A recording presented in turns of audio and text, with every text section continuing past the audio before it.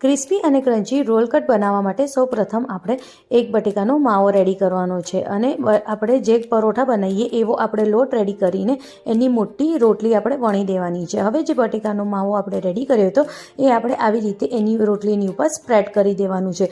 હવે 1 ચમચ જેટલું tomato sauce અને 1 ચમચ જેટલું મેયોનીઝ લઈને એને મિક્સ કરીને એ બી એની ઉપર સરસ રીતે સ્પ્રેડ કરી દેવાનું છે। હવે આપણે એની ઉપર થોડા કાંદા સ્પ્રેડ કરવાના છે અને આવી રીતે એક ટાઈટ રોલ બનાવી દેવાનું છે।